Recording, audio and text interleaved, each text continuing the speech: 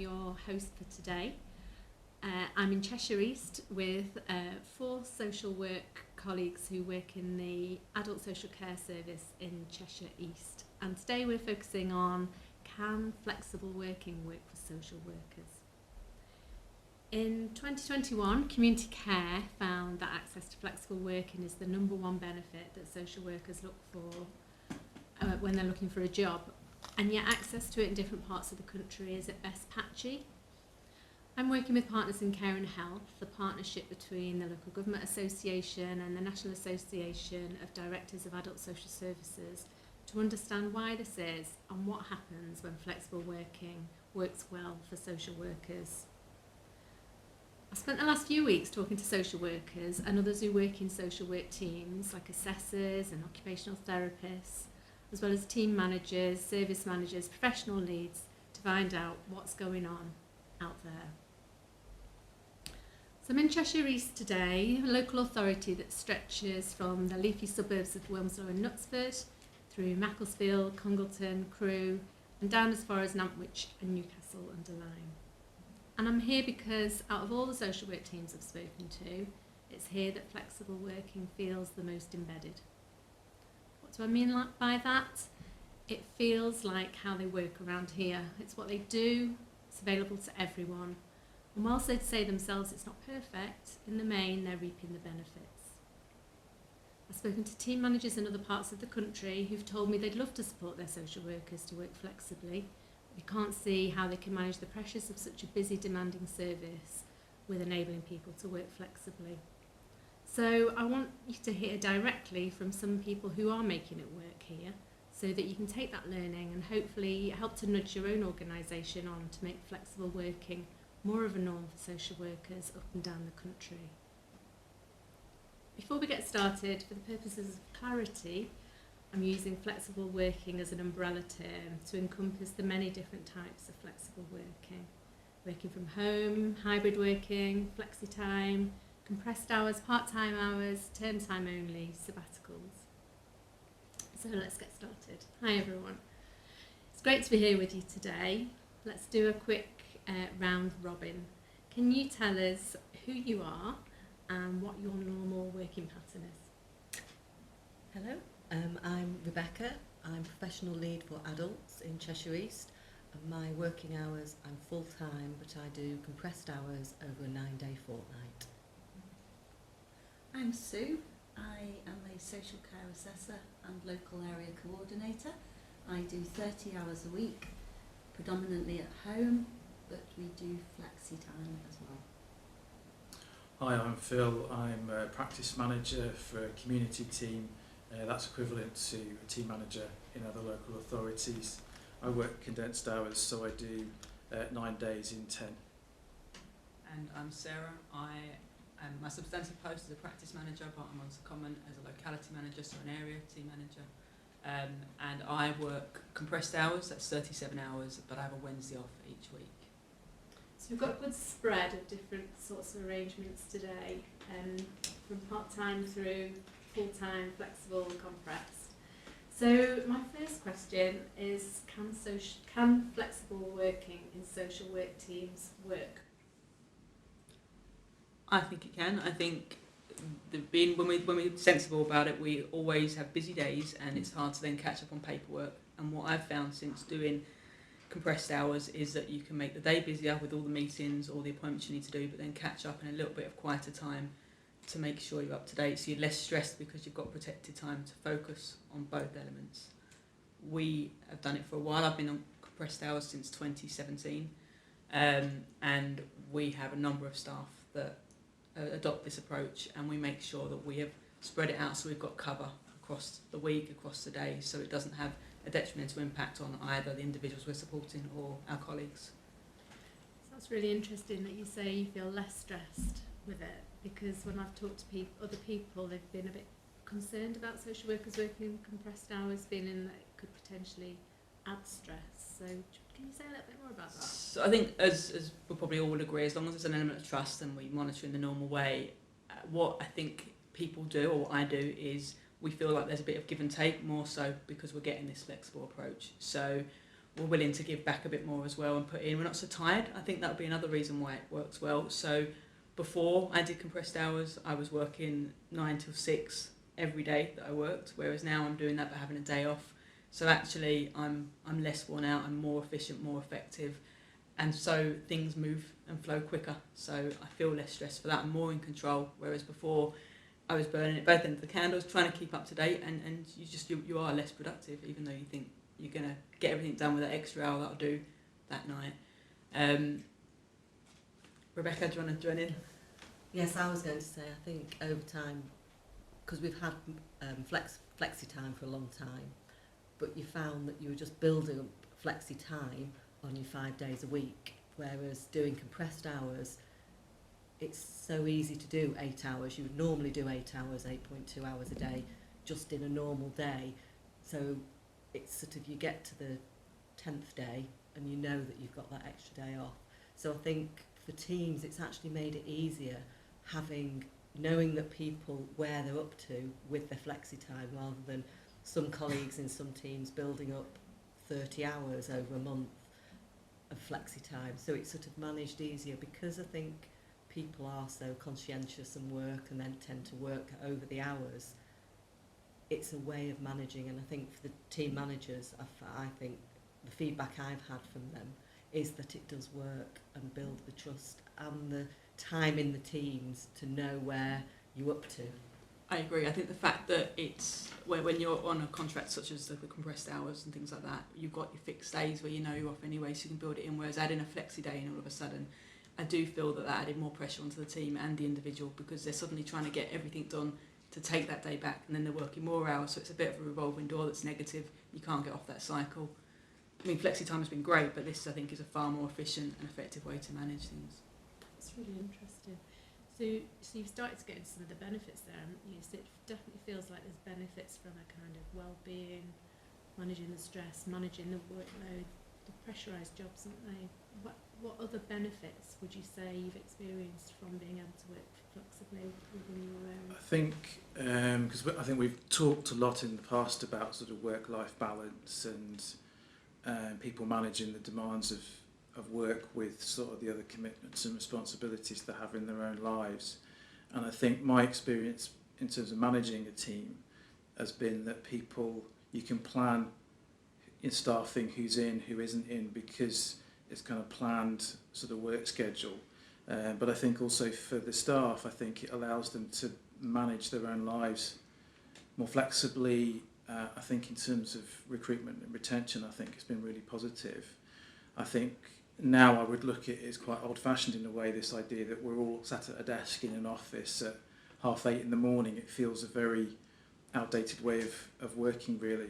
And because a lot of what we do is going out to see people working in the community, I think it's just how you as a team support one another and find different ways to have peer discussions and to be there if you've had a difficult visit or a difficult phone call. But I think the teams embrace that way of working, and I think support one another, and so I think it's been very positive overall.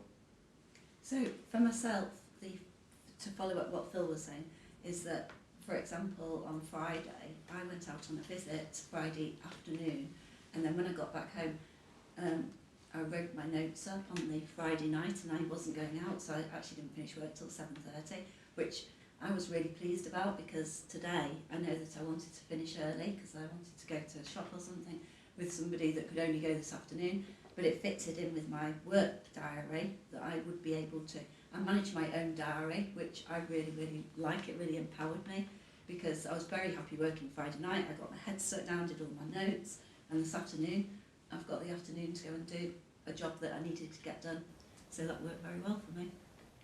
So that really says trust, doesn't it? That really says trust. The fact that you're empowered to manage your own diary, the fact that you've got that ability to be really flexible, and that you know, if you choose, you wanted to work late that evening, so that gives you flexibility to go and do something this afternoon. But it's that trust to be able to do that that feels really important. Definitely. Yeah, great. So it feels like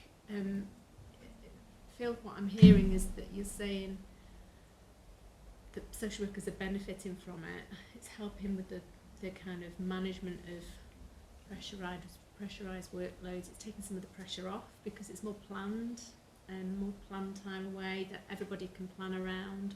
So what would happen if it was somebody's planned day off, for example, and something urgent came in? How would that be managed in a team? So I think it's important that we protect those days that are agreed as our days off. Otherwise, it quickly becomes that we're just working every day again. So as part of our flexible working request, we consider how we're going to manage that situation. So where possible, you're obviously planning to avoid a crisis. Some things you can't predict, and if that was to happen, the person on duty or one of your colleagues steps in, and there's that. We do it both ways, so we support each other. And it does happen occasionally, but I think because the team are all getting the benefits of this flexible working approach, they're all willing to help each other a bit more than they were before. There isn't that same resentment of, I've already worked all my hours and now I feel like something's falling on me. So yeah, we just, as a team, we pull together, and if it takes more than one person because it's a more complex thing, then someone else will always volunteer because the team feels closer and more supported. It definitely feels improved, I don't know if you agree, Phil, since our teams have been more able to take this flexible working approach, people have felt more willing to give. Oh, I think so, definitely, because I think it's easier if someone, say, is working, say, 3 days a week, for example, because then their colleagues know that there's 2 days a week that they're not in. It may be the duty worker or another colleague will pick up something if it's an emergency, but also because they may only be off for a couple of days, a lot of things can wait until that member of staff's then back in to pick up those tasks. So I think I know sometimes I think there's an anxiety that it can lead to chaos, but actually I've found the opposite. It's actually because it's planned work schedules in terms of the days that people are working and not. It's much easier, so everybody knows who's in, who isn't. And I think, like Sarah was suggesting, I think colleagues then will support one another and will help one another because you know it's not someone just taking a day off ad hoc. And I find it much easier, I think, to manage that as well. And I think one of the things that, I can't remember if it was Phil or Sarah picked up on, it's managed so that everybody isn't off on the same day. So the team sort of varies, and it's actually quite nice having I actually do have a Friday off, but quite often I will swap and change that Friday, but that's because my role is a bit more flexible. So and people like having that Tuesday or Wednesday off because it's breaks up the week. So I think it is managed in that sense. Not everybody's off on a Monday, not everybody's off on a Friday. So how is that managed? Because I've had other team managers in other places saying to me, I'd love to support people to work flexibly, but what if everybody wants Friday off and then it's going to be on me to step in and cover? So I'm interested in how that's managed. I think it's negotiation, but Phil or Sarah might be able to help more in their teams, what they've done. Yeah, so we have a formal request process if we want to do this. So as part of that, we've got to consider the impact on our colleagues as well as the benefits for ourselves. So I've had one application recently. I was supporting the member of staff to make the flexible working request, and they wanted the Friday off, but we already had another person on Friday, and I had an open conversation with them as to why a Friday wouldn't work, because we're going to have frequently enter crisis, and that needs to be avoidable. Having that open conversation, they understood, so they're going to have a different day off. But what we have agreed is every now and then we might be able to be flexible when there may be a particularly special weekend they need to get away from. But we have to have those open conversations, because if we don't, the system will then just fall. We've got to be sensible and practical.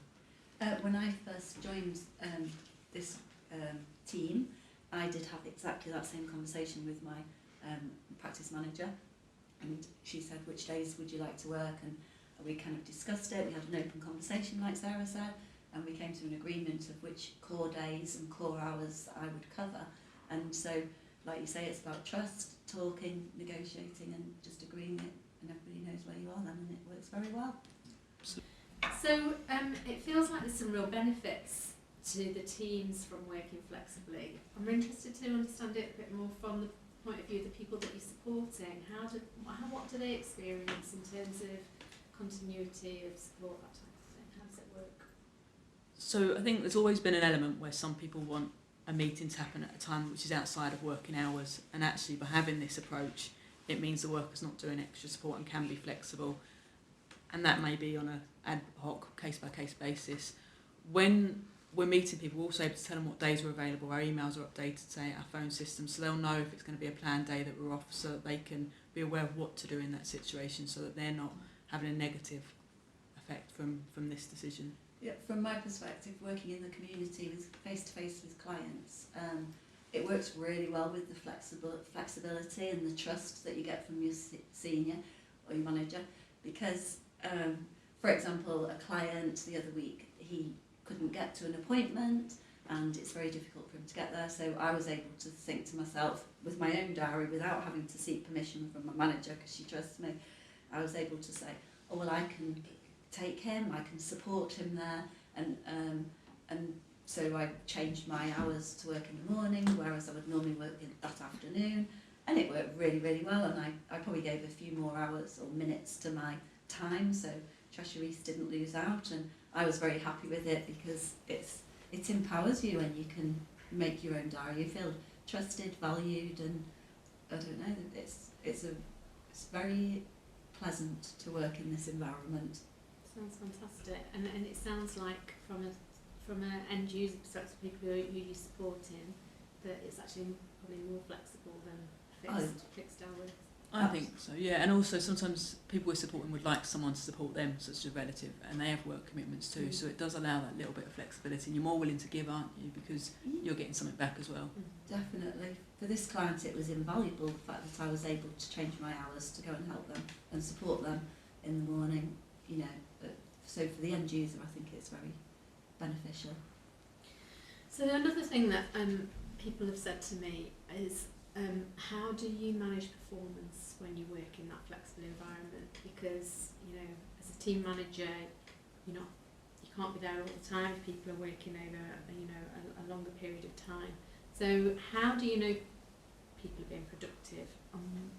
How do you manage performance, and what happens if you have concerns? I think I would say in some ways I manage performance the same way I would have done in the old way when we were more office based, in terms of because you can see the work that people do, you can see the throughput, and you know through supervisions and informal conversations in terms of what cases people are managing, the challenges that they're having, how complex the work is that they're dealing with.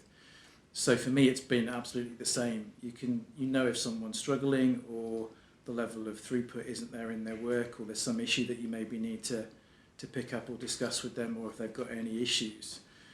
Because to me, this way of working is very much built on trust. Because I feel with the staff that I support that they're professionals, and that they have a professional accountability as well, not just to the local authority but with their registration as well. So I feel that actually this way of working hasn't changed for me very much the way that I monitor and supervise staff. So Rebecca, yeah. Yeah, because I was just going to say that. I know from when I was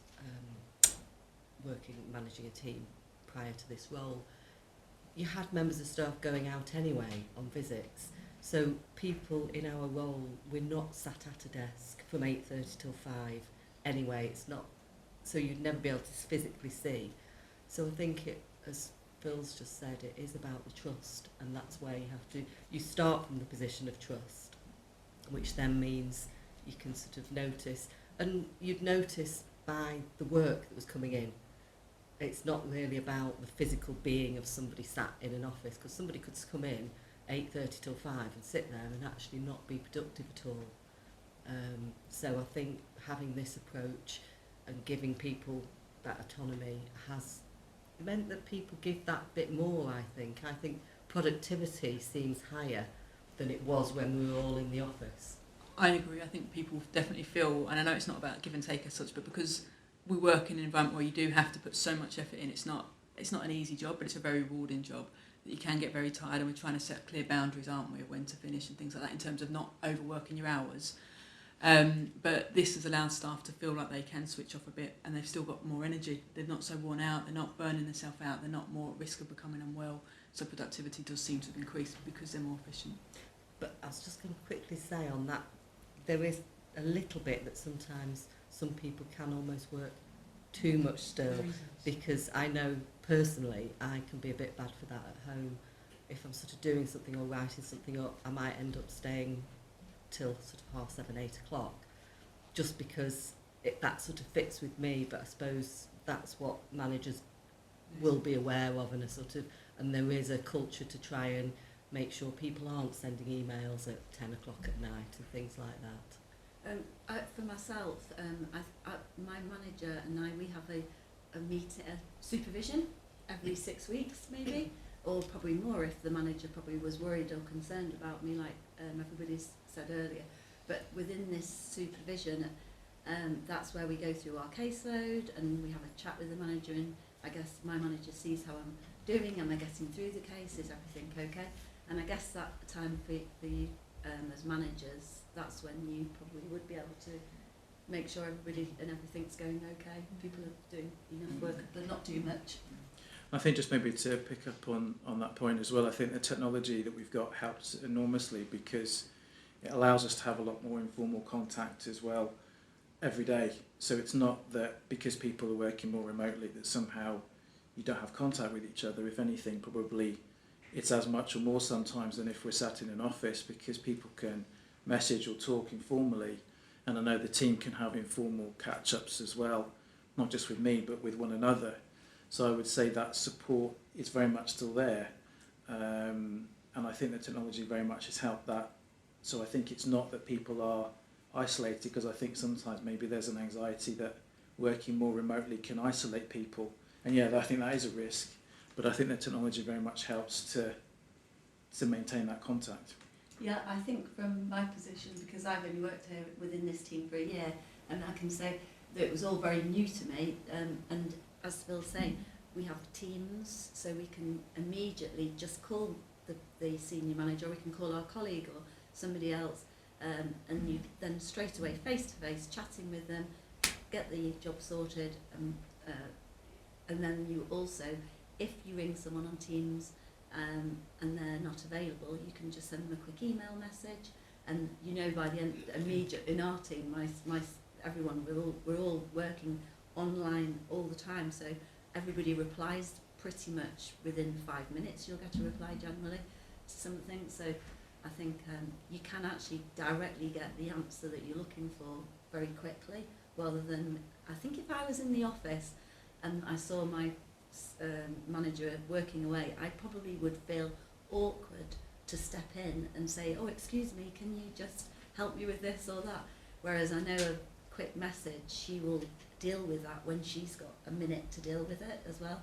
So for me, it actually works very well. And we also do meet up with other colleagues, but not just online, but we do meet face-to-face on occasion as well.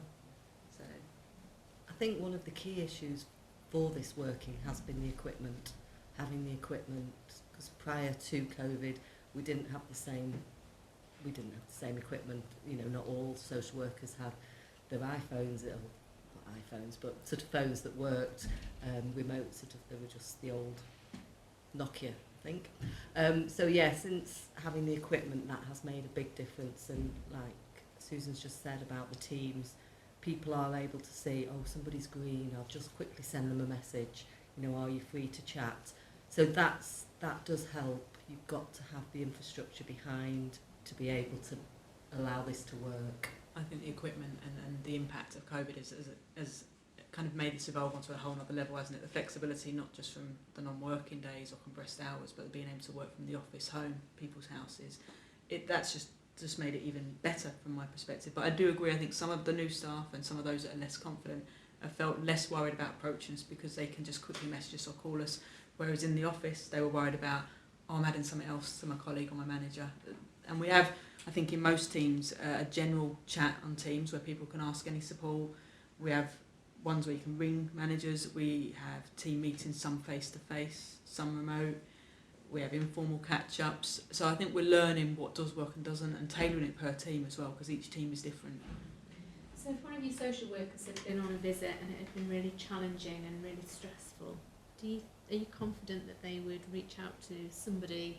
Because in the old days they'd come back to the team, wouldn't they, and you know, be able to have that chat and get that kind of emotional support. Is that there? I think so. I think, you know, the old days when they came back to the team, it would be also luck of the draw who was in, especially if it had been a late visit. During the day, absolutely fine, because there's going to be people in, but if you've been out on that very late one on a Friday evening, the chances are people have left the office too. So they know that they've got their colleagues, their managers, and they can also see quickly who else is on. So, you know, if Phil's team is struggling and their manager, he's not in, or someone else needs support, they can see who else is on from a manager. They know the wider network.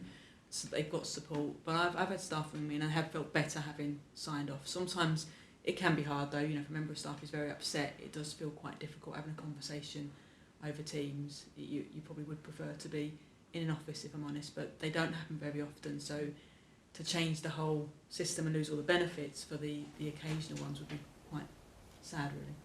Yeah, I think that is one of the challenges, and that's one of the areas that it's come across for me within the newly qualified, because one of the areas I sort of work with in the newly qualified staff, and that's sort of nationally, that's one of the areas that's come up. It's not just for Cheshire East. You know, lots of other local authorities have said it's been very difficult for these newly qualified now coming in, because they've been students whilst working at home, sitting in a little room. Then they've been newly qualified going into teams and not actually physically into a team, and not met all their colleagues face to face. So that, I think, is one of the challenges that we have had. But it has worked, because we've had team managers that have started throughout COVID that never met their team physically face to face, and it worked by Teams, it worked via having the WhatsApp, being able to sort of communicate.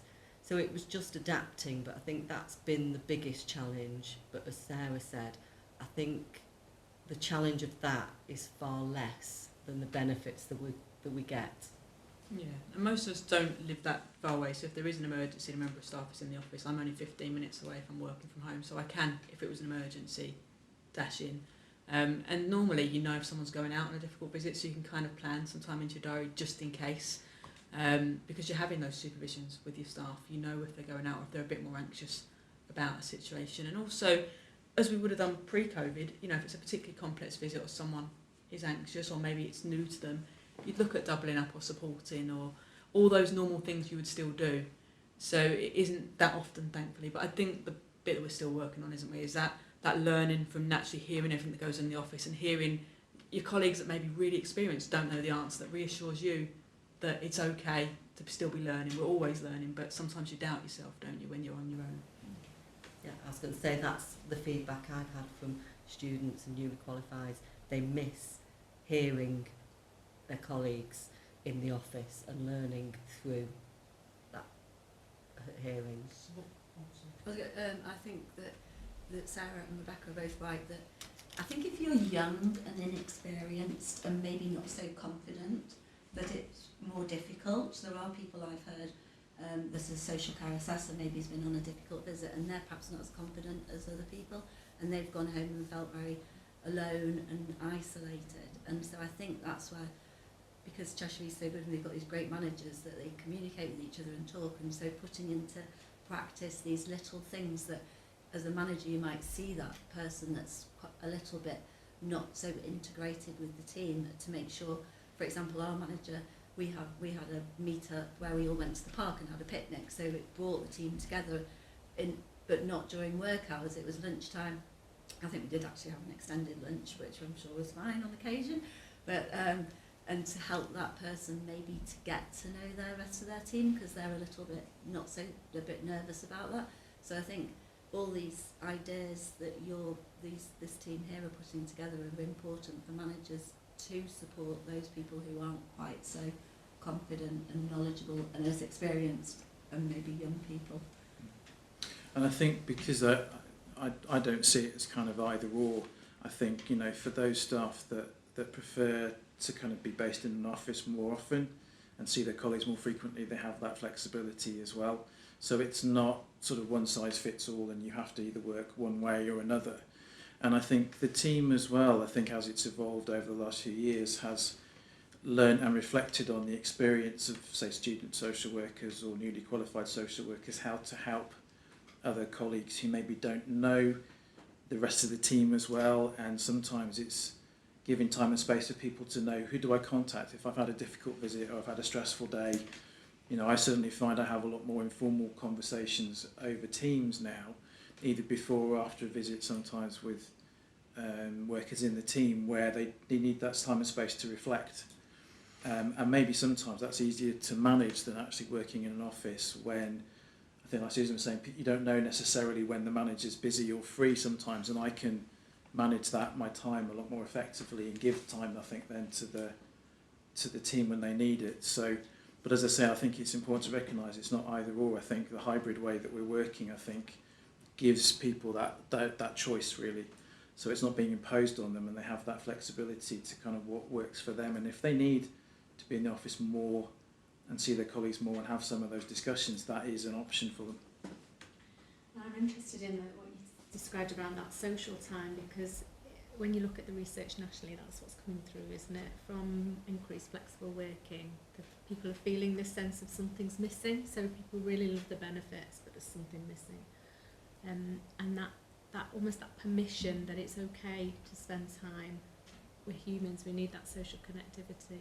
So, you know, I love the idea of a team lunch in the park, you know, making it okay that if somebody wants to connect with a colleague, they can whether it's face to face or on Teams, but it's okay to have a brew and a quick chat, and that's fine, and that actually helps us to perform better as a team. Yeah, I think that again is maybe one of the challenges within the teams, individual teams. I think it works really, really well. Like Susan was saying, they're adapting, they'll go for picnics, they'll have the team meetings, they'll have cakes in the office. But I think wider across the whole service, it's finding a way to then link back up, because it's become something, it can become a bit, Insular. yes, I was trying to think of the word, sort of because we've got obviously the south of the locality and the north of the locality, or east of the locality, so it's sort of, we are a bit more spread out a bit, I feel, because I sort of obviously am not attached to one team in particular.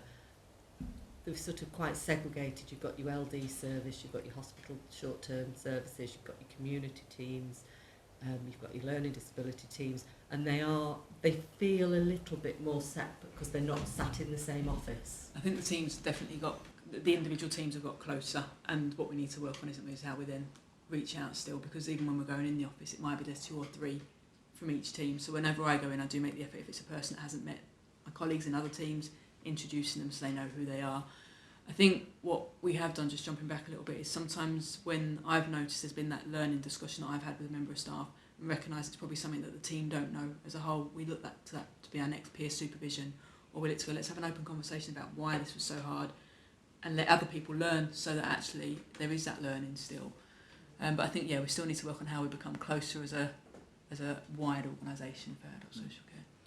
And I think sometimes as a team, I think because you have to make an effort sometimes to make social time or to see one another. It probably happens sometimes a bit more than it might have happened actually working in the office, where you see people more frequently, but then there's less impetus to actually make that time out. And I remember, being in the office, it's a noisy, high-pressured environment. Actually, how often were those conversations actually happening in reality because of the demands of what we're doing? Whereas actually now, I've been out on a visit, I'm going to pop in to see such a body because I know they're at home today working, because I need just to have a coffee and a chat, and I think all that happens kind of informally all the time, and that support is there for people. Just going back to the work in the office, because I'd never really worked in an office before coming here, and in my previous job I did come into the office here, but for me the noise in the office and the chit chat, I couldn't bear it at all. I couldn't understand why people in an office would be talking about the colour they were going to paint their bathroom when we were at work, and it made me feel really anxious and uptight, because I think when I'm at work and you should be working, but I've understood from working at Cheshire East in these sort of meetings that actually people do need to connect and communicate, but maybe it could be a more constructive or in a better timely place than in a community office. I think the majority of my team feel they can work better because they're not in that loud, noisy environment, but it's just trying to make sure those that benefit from more company, the more social colleagues within our team, still have some support. But I agree, it's so loud, isn't it, in offices? It can be really, you can't imagine how you used to do it that way. It's so... I actually came up with an idea that Cheshire East should provide what we call walking lunches. So if you're working from homes, you would know people within where I live who also work for the council within whichever department, and you meet up at a certain place at lunchtime, and you all go for a half an hour, 3/4 an hour, hourly walk at lunchtime and have a chat and get to meet each other. I think it'd be a great thing for Cheshire East to promote for people's health and wellbeing and connectivity. good thing to bring up brighter futures and chats like that. Oh, I was just going to say about I think that's an excellent idea about the walking lunches. But no, going back to the office, I look back now and, yeah, I hardly ever got anything done some days. Because as you said, you'd be sort of constantly people be coming over to ask and interrupting maybe when you were writing a report or writing something. So I think productivity in that sense, you do get more done, but it's balancing it so you do have the social contact and you are able to talk about those, what your bathroom colour is or whatever. You know, obviously you don't spend all day doing that, but you just need that little bit of humanistic approach. And Yeah, no, I agree. I think we can set boundaries better with this new way of working when we've really got urgent things to do, whether it be a court thing or some statement that we must get in. We can protect that time to say we don't get disturbed. That wasn't as easy in the office because people wouldn't be aware from you sitting at the computer that you're doing something important. But we have an informal catch-up once a week, just for half hour. If people just want to make up all those times where there would have been a couple of minutes whilst you're making a brew to have a quick chat, and it's informal. But there's other things that happen, and things like the walks might be a really good idea when it's on our lunches. when it's not raining. When it's not raining, when the weather improves. And I think that's what I loved about talking to you here, is it really feels like this is a journey for you. So it feels like you're getting a lot right, but you recognise there's still more to do, and it just feels like part and parcel of the conversations you have, the thinking that you're doing constantly about how do we build on what works well, but how do we also push it further. So I think just to finish off, what would be great is so thinking about other social work services out there in different parts of the country who are considering, do we go on this journey towards flexible working for our social workers? One piece of advice from each of you. So Sarah, do you want to start? I couldn't stress, I couldn't put into words how brilliant it is and how much it makes a difference, both for me as an individual. As people know, I have my mummy and Hallie, previously mummy and Joshua days, but then when I'm in work, I work even harder than I ever could because I feel like this is a really good thing. So I think staff in other areas just need to take the plunge, have some trust, and they'll quickly see there are ways to monitor situations so that you still know workers are working. But I think they'll find they get a lot more from their staff. Even though staff are working hard, they'll get even more because it's a two-way process.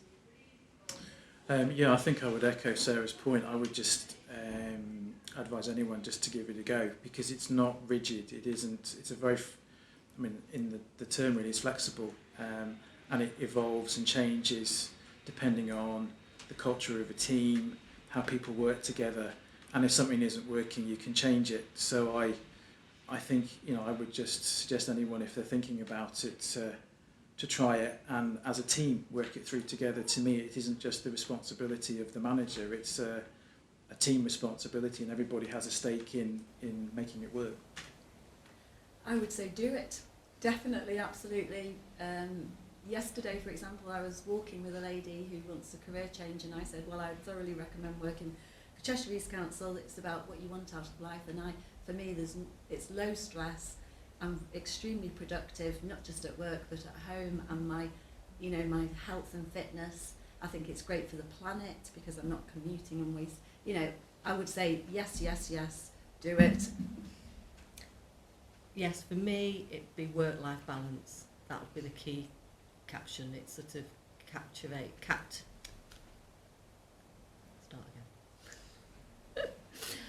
for me, it'd be work-life balance because it means that people do have that sense of well-being and are able to balance their work and their life and their pleasure. So, yeah, get it done. Thank you. It's been so fascinating talking to you all today. I think for me, the really big messages that have come through are around trust. Trust feels so important, those adult-to-adult conversations, compromise, negotiation by everybody, but the benefits just feel so, they come through so strongly, and how you all talk, you're all so passionate about it. And that balance, that sense of balance, that's important. And I think the other thing, you're clearly still on a journey, and I think it's about people seeing it as a journey, not as a black or white binary thing, but actually take some small steps and make a start. So thank you for taking the time for listening today, and I really hope that you're able to take some of the learning from what you've heard and apply it in your own organisation. Cheshire East is showing us that flexible working for social workers is absolutely possible and workable, and there's loads of benefits to be had. We hope you found this helpful and it will support you on your own journey towards flexible working in social work services. At Partners in Care and Health, we've developed a suite of resources to help you on your way, steps to take, tips and pitfalls, learning from others. So check them out at www.local.gov.uk/PCH. Thanks for listening and good luck with your onwards journey.